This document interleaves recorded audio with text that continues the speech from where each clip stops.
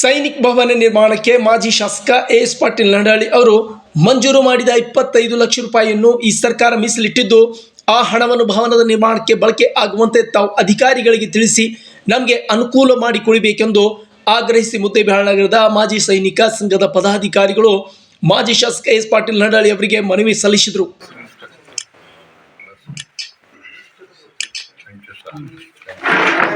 ಇನ್ನು ಮನವಿ ಸ್ವೀಕರಿಸಿ ಮಾತನಾಡಿದ ಮಾಜಿ ಶಾಸಕ ಬಿಜೆಪಿ ರೈತ ಮೋರ್ಚಾ ರಾಜ್ಯಾಧ್ಯಕ್ಷರಾದ ಎಸ್ ಪಾಟೀಲ್ ನಡಹಳ್ಳಿ ಅವರು, ನಾನು ಶಾಸಕನಾಗಿದ್ದಾಗ ಮಾಜಿ ಸೈನಿಕರ ಸವಲತ್ತುಗಾಗಿ ವಿಧಾನಸಭೆಯಲ್ಲಿ ಚರ್ಚಿಸಿದ್ದೇನೆ. ಜೊತೆಗೆ ಮುದ್ದೇಬಿಹಾಳದ ಸೈನಿಕ ಭವನಕ್ಕಾಗಿ 25 ಲಕ್ಷ ರೂಪಾಯಿ ಮಂಜೂರು ಮಾಡಿಸಿದ್ದೇನೆ. ಎಲ್ಲ ದಾಖಲಾತಿಗಳು ಇದ್ದು ಕ್ಷೇತ್ರದ ಮಾಜಿ ಸೈನಿಕರು ಪುರಸಭೆ ಅಧಿಕಾರಿಗಳಿಗೆ ಕೇಳಿ ಅನುದಾನವನ್ನು ಬಳಕೆ ಮಾಡಿಕೊಳ್ಳಬೇಕೆಂದು ಹೇಳಿದರು. ಅವ್ರಿಗೊಂದು ಅವಕಾಶ ಇಲ್ಲ ಅನ್ನೋ ಕಾರಣಕ್ಕೋಸ್ಕರ ನಾನು ಶಾಸಕನಾಗಿದ್ದಾಗ ಮುನ್ಸಿಪಾಲಿಟಿ ಜಾಗ ಗುರುತಿಸೋದಲ್ದೇನೆ ಇದೇ ಮಾರುತಿ ನಗರದಲ್ಲಿ ಗುರುತಿಸಿದೀವಿ ಅವರು. ಅಥವಾ ಬೇರೆ ಇನ್ನೊಂದು ಕೂಡ ಅಲ್ಲಿ ನಮ್ಮ ಸೈನಿಕ ಮೈದಾನ ಅಂತ ಇನ್ನೊಂದು ಇದೆ, ಅಲ್ಲಿ ನಮ್ಮ ಹಳೆ ತಹಸೀಲ್ದಾರ್ ಗುರುತಿಸೋದಲ್ದೇನೆ ಅದಕ್ಕೆ ನಾನು 25 ಲಕ್ಷ ರೂಪಾಯಿ ವಿಶೇಷ ಅನುದಾನ ಸರ್ಕಾರದಿಂದ ಮಂಜೂರಾತಿ ಮಾಡಿಸಿ ಅಪ್ರೂವ್ ಮಾಡಿಸಿ ಕೆಲಸನೂ ಕೂಡ ಪ್ರಾರಂಭ ಮಾಡೋದಕ್ಕೆ ಅನುದಾನವನ್ನ ನಾನು ಇಟ್ಟಾಗಿದೆ. ಅದನ್ನು ಯಾವ ಸಂದರ್ಭದಲ್ಲಿ ಬೇಕಾದ್ರೂ ಕೂಡ ಕೆಲಸ ಚಾಲೂ ಮಾಡ್ತೀವಿ. ಇದೇ ವೇಳೆ ಮಾತನಾಡಿದ ಅವರು, ನಾನು ಶಾಸಕನಾಗಿದ್ದಾಗ ಹಲವು ಕಾಮಗಾರಿಗಳಿಗೆ ಅನುದಾನ ಬಿಡುಗಡೆಗೊಳಿಸಿದ್ದಾನೆ. ಇನ್ನೂವರೆಗೆ ಆ ಕಾಮಗಾರಿಗಳು ಪೂರ್ಣಗೊಂಡಿಲ್ಲ.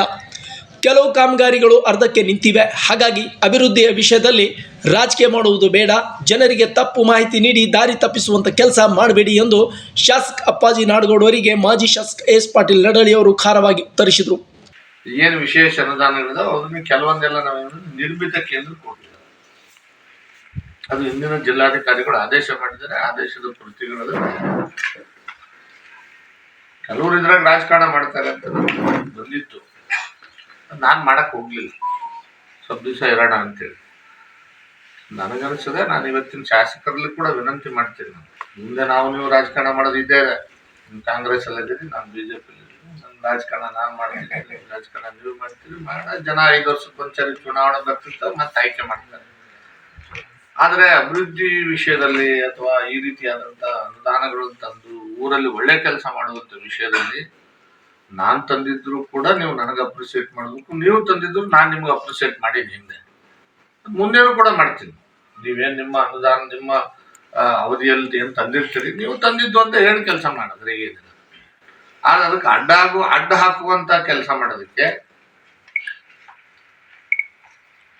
ನೀವು ಮಾಡ್ತೀರಿ ಅಂತ ನಾನು ಹೇಳೋದಿಲ್ಲ. ಆದ್ರೆ ನಿಮ್ಗೆ ಯಾರಾದ್ರೂ ನಿಮ್ ಗಮನಕ್ಕೆ ಆ ರೀತಿ ತಪ್ಪು ದಾರಿ ತಳಿಸುವಂತ ಕೆಲಸ ಮಾಡಿದ್ರೆ